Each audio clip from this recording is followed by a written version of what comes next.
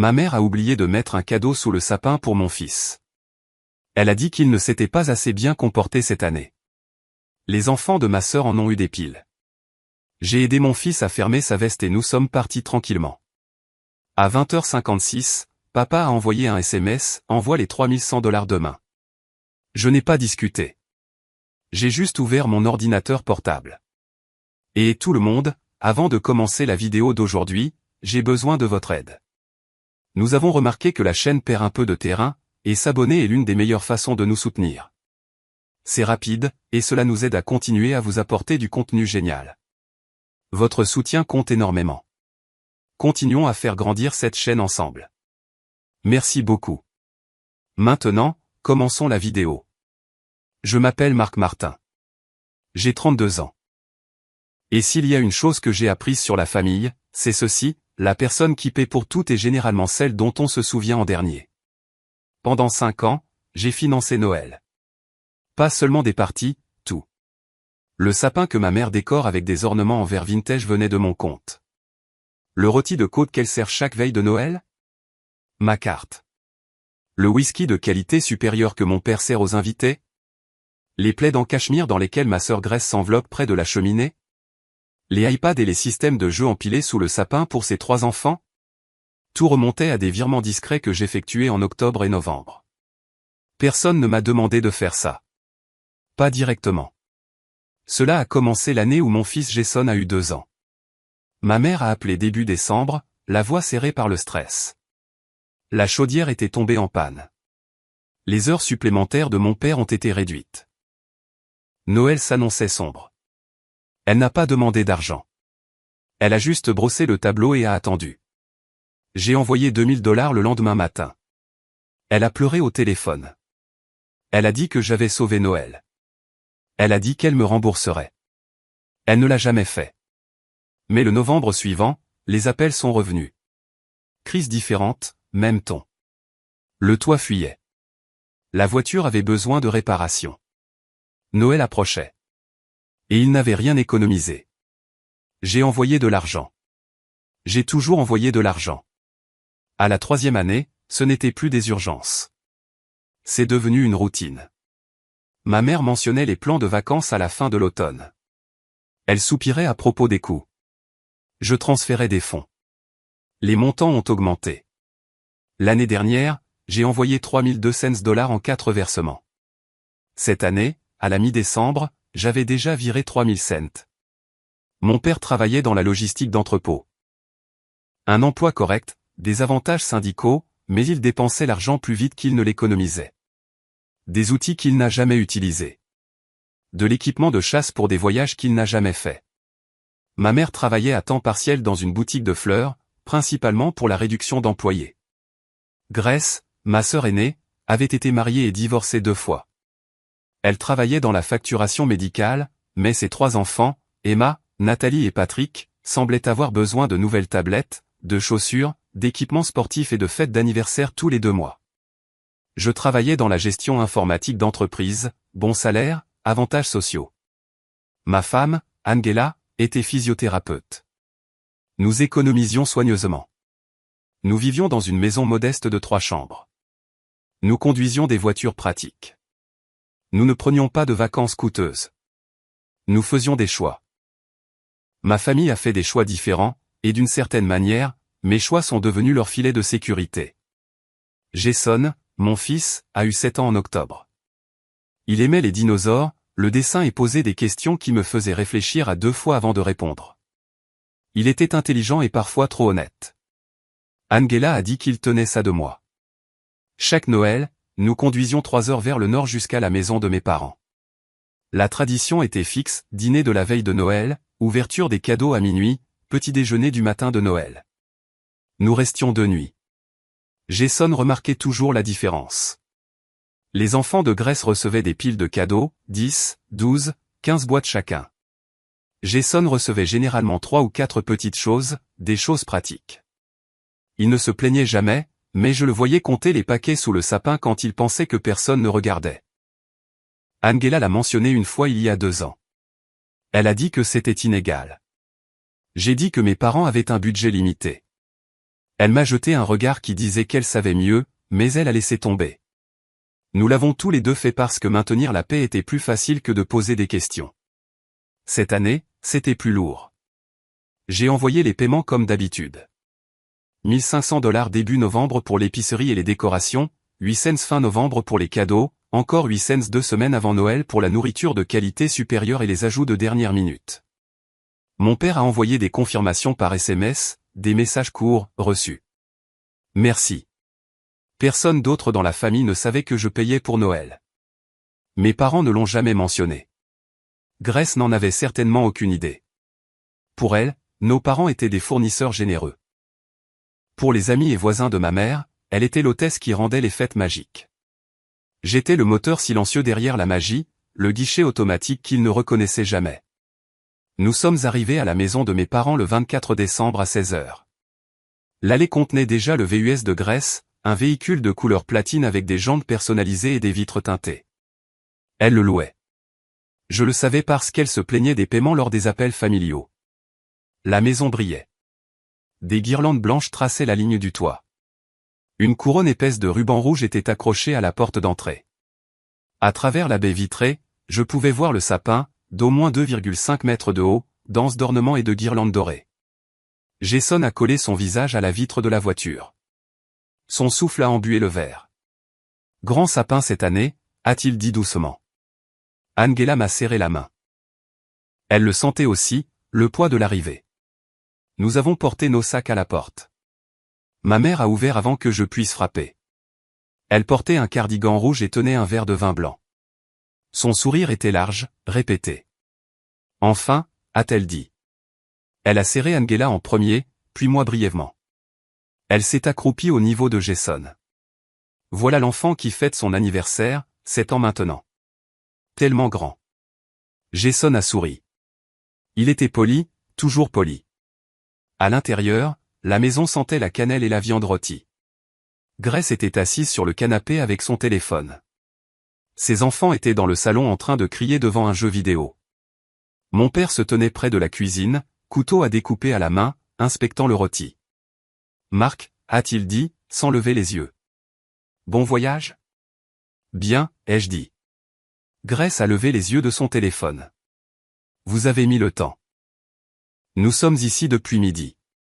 Angela a posé nos manteaux sur le porte-manteau. Nous sommes partis juste après le spectacle scolaire de Jason. Grace a haussé les épaules. Elle a repris son défilement. Le dîner était bruyant. Ma mère a servi du rôti de côte, de la purée de pommes de terre à l'ail, des choux de Bruxelles rôtis au bacon, des petits pains frais et une salade de choux frisés que personne n'a touché. Elle a versé du vin pour les adultes et du cidre pétillant pour les enfants. Les enfants de Grace se sont disputés pour savoir qui aurait la place la plus proche du sapin. Jason était assis entre Angela et moi, coupant sa viande en carrés soignés.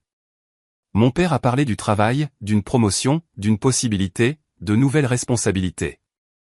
Il a fait en sorte que cela semble imminent. Ma mère a acquiescé, encourageant. Je n'ai rien dit. Je connaissais son salaire. Je savais que la promotion était discutée depuis 2 ans sans mouvement.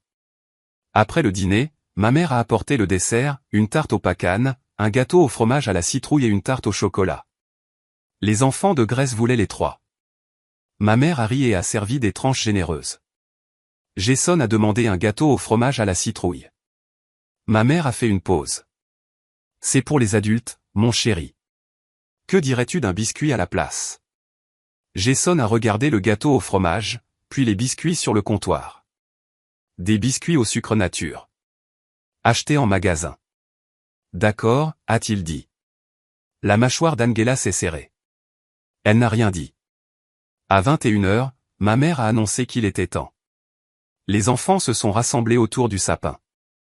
Mon père a baissé la lumière. Grace était assise avec son vin, filmant tout sur son téléphone. Les cadeaux sont sortis par vagues. Emma d'abord, une nouvelle tablette, des bottes de créateur, une trousse de fabrication de bijoux, des vêtements, des fournitures d'art. Nathalie ensuite, une planche gyroscopique, des écouteurs sans fil, une trousse de maquillage, des livres, encore des vêtements. Patrick a reçu une console de jeu, des figurines d'action, un drone, un ballon de basket, des baskets. La pile autour d'eux a grossi. Du papier déchiré et des rubans recouvraient le sol. Jason regardait. Son expression est restée neutre, mais ses mains serraient ses genoux.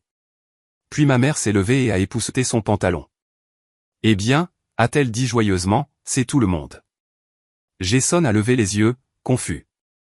Angela s'est penchée en avant. « Et Jason ?» Ma mère a jeté un coup d'œil au sapin. Son visage est resté agréable, impassible. « Oh » a-t-elle dit légèrement, Jason ne s'est pas assez bien comporté cette année. La pièce s'est figée. Grace a ri. Ce n'était pas cruel, juste négligent. « Eh bien, les enfants doivent apprendre les conséquences, a-t-elle dit, faisant défiler la vidéo qu'elle venait de prendre. Mon père a siroté son whisky. Il ne m'a pas regardé. J'ai senti la chaleur monter dans ma poitrine. Ma gorge s'est serrée. Je voulais demander quel comportement, quelles règles, quelles normes Jason n'avait pas respecté que les enfants de Grace, qui criaient pendant le dîner et se disputaient pour les cadeaux, avaient réussi à respecter. Mais je n'ai pas demandé parce que je savais déjà. Il n'y avait pas de problème de comportement.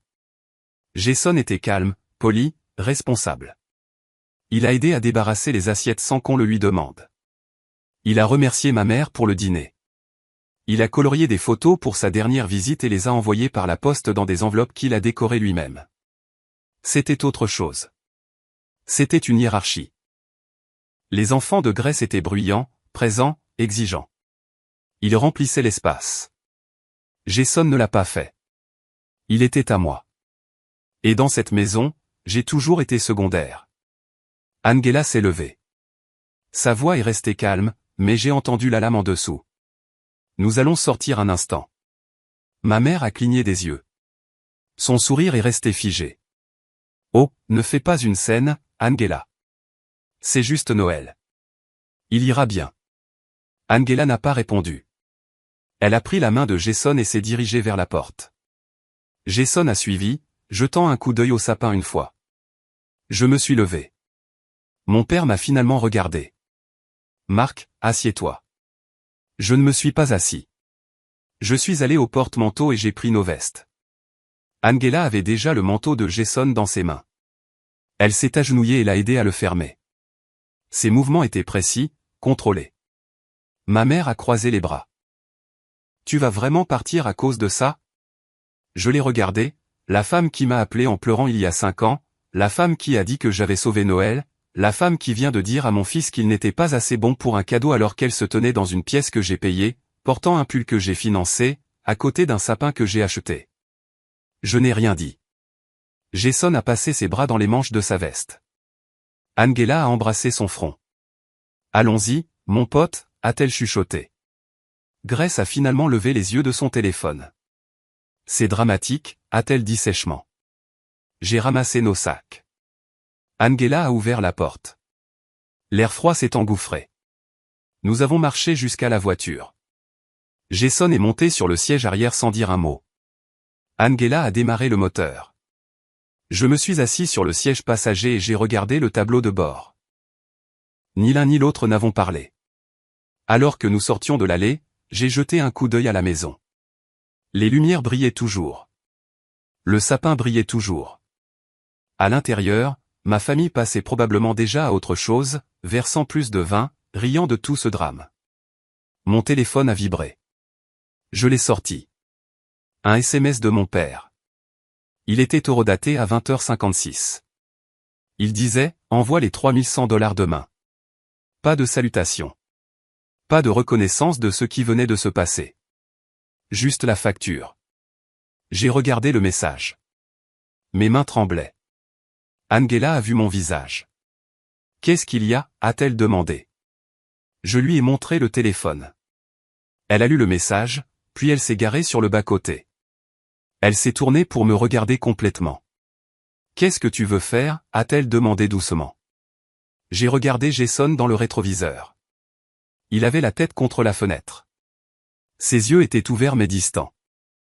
J'ai pensé à 5 années de virement, à environ $32 000 envoyés en silence, à chaque fois que j'ai privilégié leur confort à la confrontation, à l'aide au remboursement hypothécaire que j'ai versé pour qu'ils puissent garder la maison, au paiement de voiture pour que mon père puisse garder son camion, aux primes d'assurance, Aux cartes de crédit que j'ai discrètement couvertes lorsque les minimums arrivaient à échéance. J'ai pensé à mon fils assis sur le siège arrière tenant la vérité que sa grand-mère croyait qu'il ne méritait pas un seul cadeau. Je veux rentrer à la maison, ai-je dit. Angela a hoché la tête. Elle a repris la route. J'ai ouvert mon sac d'ordinateur portable. Je construisais quelque chose depuis des années sans le savoir, des preuves, des relevés, des preuves de chaque dollar que j'ai envoyé, chaque virement noté, chaque confirmation enregistrée. Je les ai conservés parce que je croyais à la documentation, parce que j'étais prudent, parce qu'une partie de moi a toujours su que ce jour pourrait arriver, le jour où j'aurais besoin de me défendre ou le jour où j'aurais besoin de partir avec certitude. Nous avons roulé en silence. L'autoroute s'étendait sombre et vide devant nous. Des lumières de Noël clignotaient sur les maisons que nous croisions, des familles à l'intérieur au chaud et inconscientes. Le reflet de Jason dans le rétroviseur est resté immobile. Il regardait par la fenêtre vers le vide. Je me demandais à quoi il pensait, s'il comprenait ce qui s'était passé, s'il s'en voulait. Je lui dirai demain. Je lui dirai la vérité, que ce n'était pas à cause de lui, qu'il était bon, qu'il était suffisant, que l'échec était le leur, pas le sien. Mais ce soir, nous avons juste roulé. La main d'Angela a trouvé la mienne à travers la console. Elle a serré une fois. J'ai serré en retour. La route a tourné. La voiture a ronronné, et dans mes genoux, le sac d'ordinateur portable me semblait plus lourd qu'il ne le devrait parce que je savais ce que j'allais faire. Nous avons roulé en silence pendant 20 minutes avant que je ne parle. Arrête-toi à cette aire de repos, ai-je dit. Angela a signalé et a quitté l'autoroute. L'aire de repos était presque vide, quelques camions tournant au ralenti dans le stationnement éloigné, des lumières suspendues projetant des flaques jaunes sur le trottoir. Elle s'est garée. Jason s'était endormi à l'arrière, la tête inclinée contre la ceinture de sécurité. J'ai ouvert mon ordinateur portable. L'écran brillait en bleu dans la voiture sombre. Angela me regardait. « Qu'est-ce que tu fais ?» a-t-elle demandé. Quelque chose que j'aurais dû faire il y a des années, ai-je dit. Je me suis connecté à mon portail bancaire, puis à la plateforme de paiement partagée que j'utilise pour les virements récurrents. Mes doigts se sont déplacés rapidement, affichant les historiques des transactions. 5 années de paiement me regardaient en retour. Chaque virement catalogué, chaque note que j'ai laissée, aide hypothécaire, paiement de voiture, fonds de vacances, services publics, urgence médicale, rattrapage d'assurance, 32 478 $. J'avais conservé des relevés, pas intentionnellement au début, mais avec le temps, j'ai commencé à suivre, à noter les dates, à enregistrer les confirmations. Je me suis dit que c'était juste une bonne pratique financière.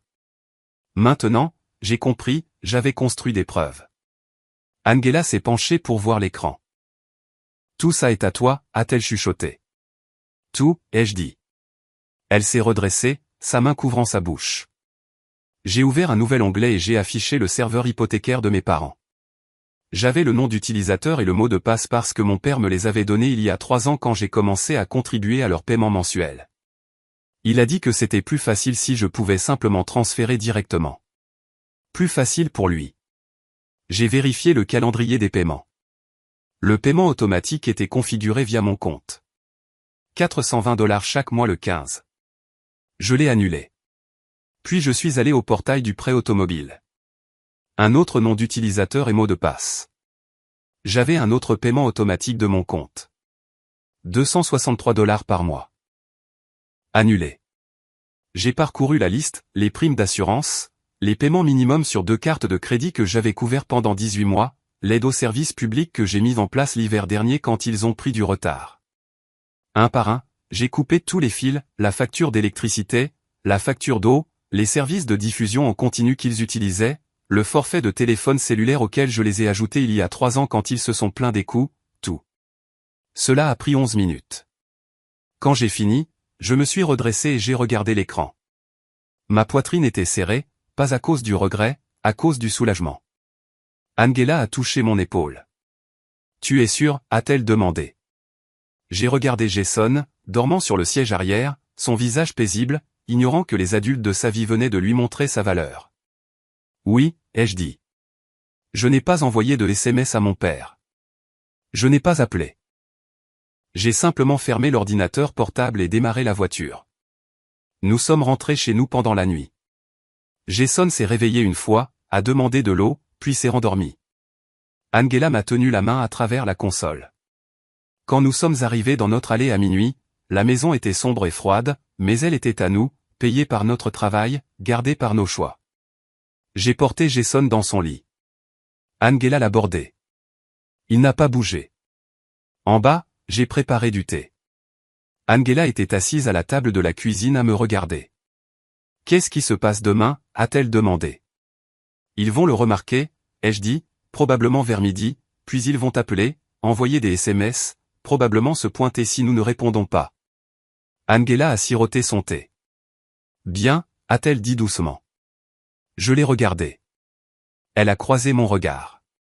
Il n'y avait aucun doute là-dedans, aucune hésitation. « Tu aurais dû faire ça il y a des années, » a-t-elle dit. « Je sais que tu avais peur. » Moi aussi.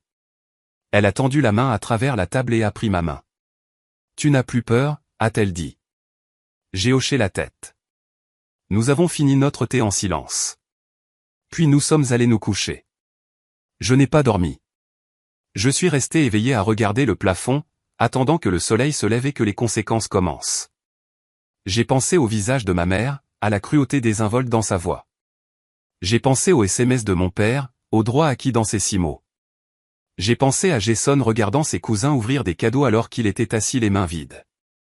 Et je n'ai ressenti aucun regret, seulement de la clarté. Pendant 5 ans, j'avais été le fondement de leur confort, le système de soutien invisible, le fonds d'urgence, le plan de secours. Maintenant, ils allaient apprendre ce qu'est une fondation quand elle s'effondre. J'ai fermé les yeux et j'ai attendu le matin. Le premier SMS est arrivé à 7h43. Je préparais du café quand mon téléphone a vibré sur le comptoir. Le nom de mon père a illuminé l'écran. Je ne l'ai pas ouvert. 3 minutes plus tard, un autre SMS, puis un autre. Angela est descendue, toujours en peignoir. Elle a jeté un coup d'œil à mon téléphone. « Ça a déjà commencé ?» a-t-elle demandé. « Oui » ai-je dit. J'ai versé son café. Elle s'est assise à la table. Nous n'avons pas parlé. Nous avons juste attendu. À 8h15, mon téléphone avait 11 messages non lus. Puis il a sonné. Le nom de mon père a clignoté. Je l'ai laissé sonner. L'appel a été transféré à la messagerie vocale. 10 secondes plus tard, il a sonné de nouveau. Angela m'a regardé. « Tu devras répondre un jour » a-t-elle dit. « Pas aujourd'hui » ai-je dit. Les appels ont continué, mon père, ma mère, Grace, puis mon père de nouveau. À 9h30, ma mère a laissé un message vocal. Je l'ai fait jouer sur le haut-parleur. Sa voix était aiguë, tendue. « Marc, je ne sais pas ce qui se passe. Le paiement hypothécaire a été rejeté. La banque a appelé. Ils ont dit que le paiement automatique était annulé. Rappelle-moi. C'est sérieux. » Angela a haussé les sourcils. Un autre message vocal est arrivé à 10h. Mon père cette fois. Sa voix était plus dure. Marc, décroche ce putain de téléphone. Nous avons des factures qui sont rejetées partout. Le prêt automobile, l'assurance. Qu'est-ce que tu as fait? J'ai supprimé le message vocal. À 10h45, Grace a envoyé un SMS, maman panique. Tu as annulé les paiements? Appelle-la. J'ai posé le téléphone face vers le bas sur le comptoir. Jason est descendu vers 11h. Il avait l'air fatigué. Il est monté sur les genoux d'Angela sans parler. Elle l'a enlacé et a embrassé ses cheveux. Joyeux Noël, mon pote, a-t-elle dit doucement. Il a hoché la tête contre son épaule. Nous avons passé la matinée tranquillement. Nous avons ouvert nos cadeaux. Jason a reçu l'encyclopédie des dinosaures qu'il voulait, un nouvel ensemble d'art et une voiture télécommandée. Il a souri. C'était petit, mais c'était réel. Angela a fait des crêpes. Nous avons mangé à la table avec les lumières sur le sapin clignotant doucement dans le coin. Mon téléphone n'arrêtait pas de vibrer. Je l'ai ignoré. À midi, j'avais 27 messages non lus. À 13h, mon père a envoyé un autre type de SMS. Les minimums de la carte de crédit ont été rejetés. Nous allons être frappés de frais. Tu dois régler ça maintenant. Je l'ai lu 2 fois. Puis j'ai ouvert mon ordinateur portable. J'ai rédigé un courriel, court, clair. Je ne fournirai plus d'aide financière d'aucune sorte. Tous les paiements récurrents ont été annulés. Toutes les demandes futures seront refusées. Ne me contactez plus à propos d'argent. J'ai joint un PDF. C'était une feuille de calcul. Chaque paiement que j'ai fait sur 5 ans, les dates, les montants, les descriptions, un total au bas, 32 478 $. Je l'ai envoyé à mon père, à ma mère et à Grace. Puis j'ai fermé l'ordinateur portable. Angela m'a regardé depuis le canapé. C'est fait, a-t-elle demandé. C'est fait, ai-je dit. En quelques minutes, mon téléphone a explosé, des appels, des SMS, des messages vocaux. J'ai désactivé les notifications. À 15 heures, ma mère a envoyé un dernier SMS. Je l'ai vu avant que la notification ne se taise. Tu vas le regretter. La famille n'abandonne pas la famille. J'ai regardé le message. Puis j'ai tapé une réponse. Vous avez abandonné mon fils devant un sapin de Noël qu'il n'oubliera jamais. Je ne fais que vous rendre l'appareil. J'ai appuyé sur envoyer. Puis j'ai bloqué les 3 numéros. Angela a expiré. Comment tu te sens, a-t-elle demandé. J'ai regardé Jason. Il construisait une scène de dinosaures sur le sol du salon, alignant des figurines en plastique en rangées soignées. Plus léger, ai-je dit. Le poids que j'avais porté pendant 5 ans s'est levé en 11 minutes dans une ère de repos. L'obligation, la culpabilité, la peur de dire non ont disparu. Mon téléphone était silencieux sur le comptoir. Pas de vibration, pas de sonnerie, juste le silence. Jason a levé les yeux de ses dinosaures. Papa, on peut regarder un film, a-t-il demandé. Oui, dis-je.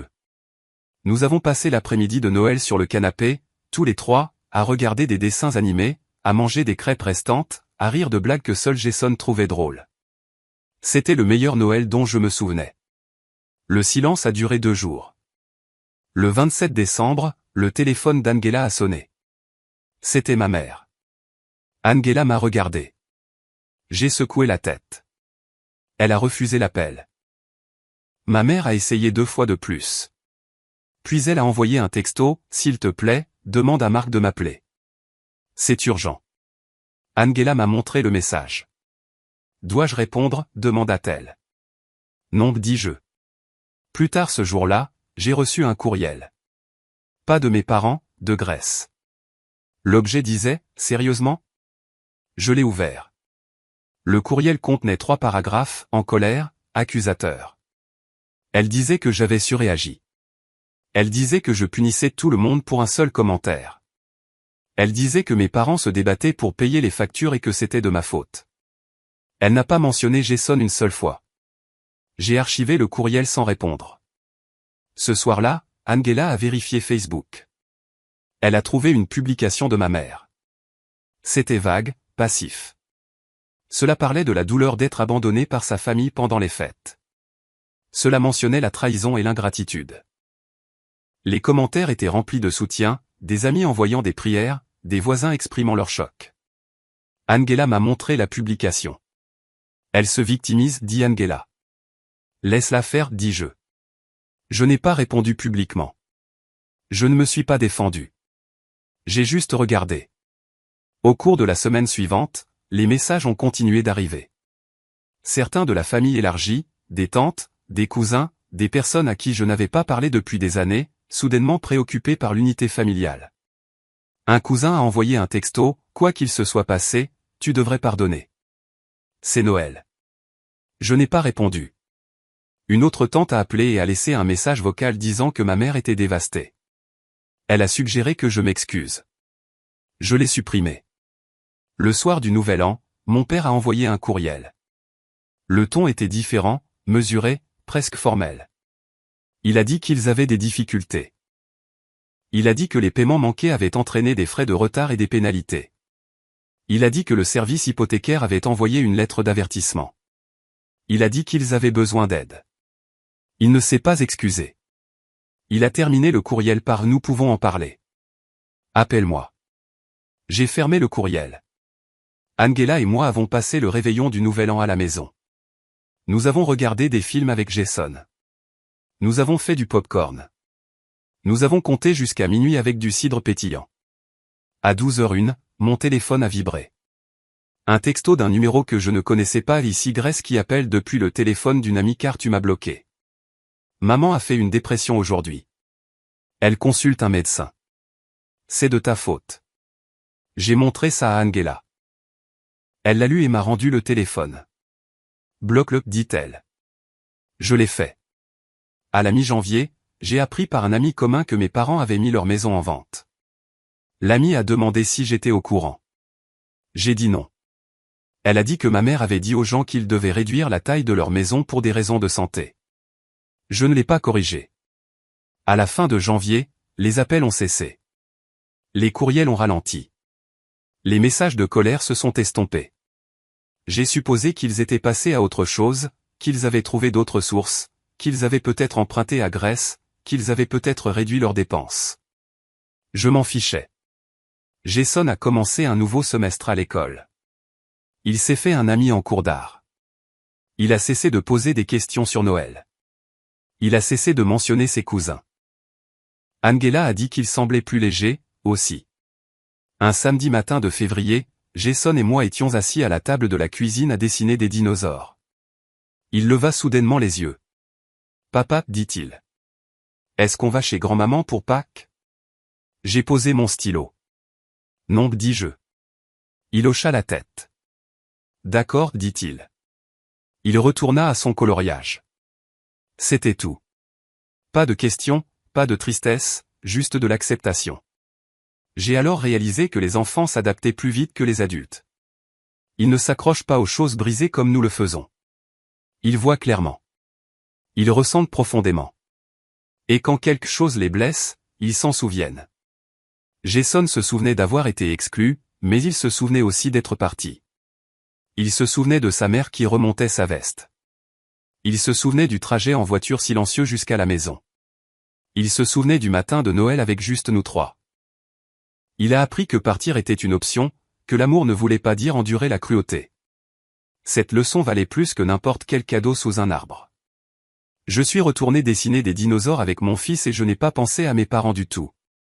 Au début du mois de mars, j'ai reçu une lettre recommandée. C'est arrivé un mardi. Le facteur m'a fait signer pour la recevoir. L'adresse de l'expéditeur était un cabinet d'avocats que je ne connaissais pas. Angela était à côté de moi pendant que je l'ouvrais. À l'intérieur se trouvait une lettre de mise en demeure officielle. Elle provenait d'un avocat représentant mes parents. La lettre affirmait que je devais de l'argent. Elle faisait référence à des accords verbaux. Elle exigeait le remboursement de fonds qu'il décrivait comme des prêts. Le montant qu'il réclamait, 32 000 $. Je l'ai lu 2 fois. Angela a lu par-dessus mon épaule. « Ils te poursuivent en justice ?» demanda-t-elle, la voix s'élevant. « Ils menacent de le faire » dis-je. La lettre me donnait 14 jours pour répondre. Je me suis assis à la table de la cuisine. Je me sentais étrangement calme. Angela faisait les 100 pas. « C'est fou » dit-elle. Ce n'étaient pas des prêts. C'étaient des cadeaux. Tu as des preuves. Oui, dis-je. J'ai sorti mon ordinateur portable et j'ai ouvert mes dossiers. Chaque transfert que j'ai effectué comprenait une note, aide au remboursement hypothécaire, fonds pour cadeaux de Noël, réparation d'urgence de voiture. Aucun d'eux ne disait prêt. Aucun ne faisait référence à des conditions de remboursement. J'avais aussi des textos, 5 ans de textos, des messages où ma mère me remerciait, des messages où mon père confirmait la réception. Pas un seul ne mentionnait me rembourser. J'ai appelé une avocate le lendemain matin, une spécialiste du droit de la famille qu'Angela a trouvée par le biais de sa clinique. Elle s'appelait Suzanne Torres. Elle était directe et efficace. J'ai expliqué la situation. Je lui ai envoyé la lettre de mise en demeure. Je lui ai envoyé mes dossiers financiers. Elle m'a rappelé dans les 2 heures. Ils n'ont aucune chance, dit-elle catégoriquement. Ce sont clairement des cadeaux. Pas de contrat de prêt, pas de conditions de remboursement, pas de contrat signé. S'ils intentent une action en justice, ils perdront. Que dois-je faire, demandai-je. Laissez-moi répondre, dit-elle. Je vais indiquer clairement que toute action en justice sera contrée par des preuves de harcèlement et une éventuelle contre-poursuite pour détresse émotionnelle. J'ai accepté. Suzanne a rédigé une réponse. Elle l'a envoyé par courrier recommandé à leur avocat. La réponse faisait 3 pages.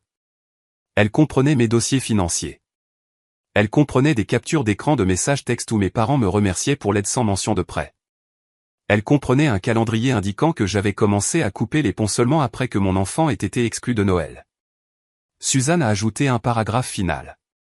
Il indiquait que toute autre menace juridique serait considérée comme du harcèlement et entraînerait une contre-poursuite. Elle m'en a envoyé une copie. Je l'ai lu ce soir-là.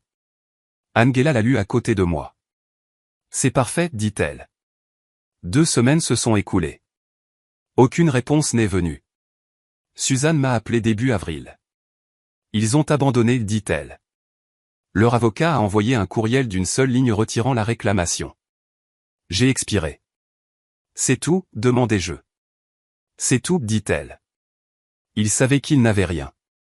C'était de l'intimidation. Ça a échoué.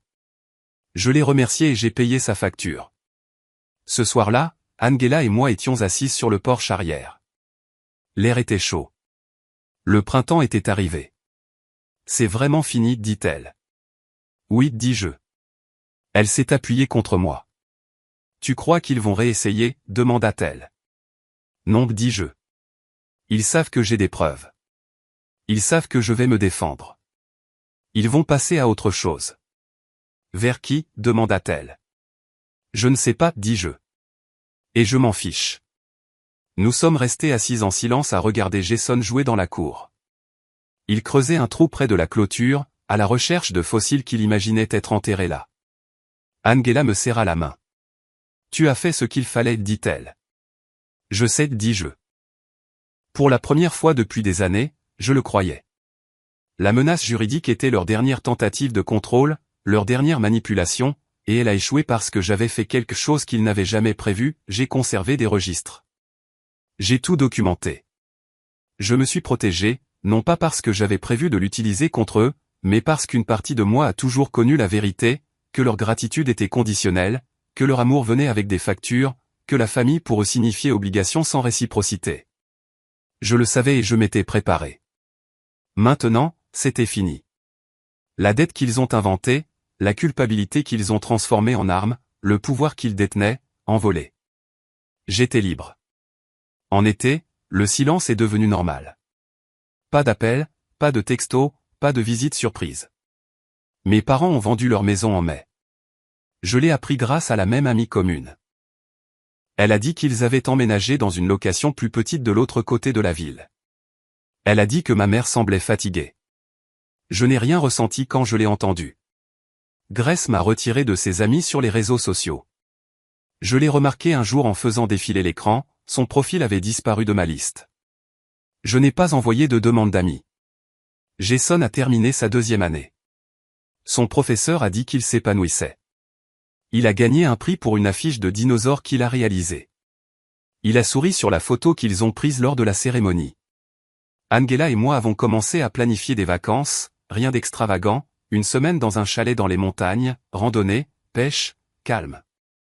Nous avions l'argent maintenant. L'argent qui disparaissait autrefois sur le compte de mes parents était assis dans nos économies. Nous l'avons vu grandir. À la fin du mois de juin, j'ai emmené Jason dans une librairie. Il a choisi 3 livres sur la paléontologie. À la caisse, il leva les yeux vers moi. « Papa, dit-il. On peut prendre une glace après ? » Oui, dis-je. Il sourit. Nous nous sommes assis devant le glacier à manger des cornets au soleil. Jason parlait de dinosaures, de sites de fouilles, de fossiles qu'il voulait trouver un jour. J'écoutais. Je ne pensais pas à mes parents. Je ne pensais pas à Noël. Je ne pensais pas aux années que j'ai passées à financer le confort de quelqu'un d'autre tout en négligeant ma propre tranquillité. J'ai juste écouté mon fils. Ce soir-là, Angela et moi étions assises à nouveau sur le porche. C'était devenu notre rituel, l'air du soir, une conversation tranquille. « Il te manque ?» demanda-t-elle. J'y ai pensé honnêtement. Non, dis-je. L'idée qu'il représente me manque, la famille que je voulais qu'il soit. Mais la personne qu'ils sont réellement ne me manque pas. Elle hocha la tête. Jason ne pose plus de questions sur eux, dit-elle. Je remarque, dis-je. C'est bien ou mal, demanda-t-elle. C'est honnête, dis-je. Il sait ce qui s'est passé. Il sait qu'ils l'ont blessé. Il n'a pas besoin de faire semblant que ça ne s'est pas passé. Angela posa sa tête sur mon épaule. Tu as brisé le cycle, dit-elle doucement. Qu'est-ce que tu veux dire, demandai-je. Tu étais celui sur qui on pouvait compter, celui qui donnait toujours, qui se sacrifiait toujours. Tu as appris à Jason qu'il n'est pas obligé d'être cette personne. J'y ai réfléchi. Elle avait raison. Pendant des années, j'ai modélisé la soumission. J'ai modélisé le silence. J'ai modélisé le fait de faire passer tout le monde en premier, même quand ça faisait mal. Maintenant, je modélisais quelque chose d'autre, des limites, le respect de soi, la capacité de s'éloigner des gens qui ne vous valorisent pas. Jason apprenait que l'amour ne signifie pas tolérer la cruauté, que la famille ne signifie pas obligation sans réciprocité. Il apprenait qu'il comptait. En août, nous avons fait notre voyage dans les montagnes. Nous avons fait des randonnées. Nous avons fait griller des guimauves. Nous avons regardé les étoiles depuis le porche du chalet. Jason a trouvé une roche qu'il pensait être un fossile. Ça n'en était pas un, mais il l'a gardée quand même, la plaçant sur le rebord de la fenêtre de sa chambre quand nous sommes rentrés à la maison. Un soir, alors que je le bordais dans son lit, il me regarda sérieusement. « Papa, dit-il. J'aime notre famille. »« Moi aussi, dis-je. »« Juste nous trois, dit-il. »« Juste nous trois, convins-je. » Il sourit et ferma les yeux. J'éteignis la lumière et restai un moment dans l'embrasure de la porte à le regarder respirer. Je pensais au Noël qui a tout brisé, au moment où ma mère a rabaissé mon fils devant une pièce remplie de cadeaux qu'il a aidé à payer. Je pensais au texto de mon père exigeant de l'argent quelques heures plus tard. Je pensais au choix que j'ai fait dans la voiture ce soir-là d'arrêter de financer des gens qui ne me valorisent pas, d'arrêter de sacrifier ma tranquillité pour leur confort. C'était le bon choix, et je le referai à chaque fois parce que la famille n'est pas une question de sang. Ce n'est pas une question de tradition. Ce n'est pas une question d'obligation. C'est une question de respect, d'amour, d'être présent pour les gens qui sont présents pour vous. Mon fils était présent tous les jours avec ses questions, ses dessins, sa confiance. Angela était présente avec son soutien, sa clarté, son partenariat. C'était ma famille. Le reste n'était que du bruit. Je suis descendu. Angela lisait sur le canapé. Elle leva les yeux quand j'entrai. « Il dort ?» demanda-t-elle. « Oui, dis-je. » Je m'assis à côté d'elle. Elle se pencha vers moi. Dehors, les grillons chantaient. La nuit était chaude. La maison était calme. Et pour la première fois depuis aussi longtemps que je pouvais me souvenir, je me sentais complètement en paix.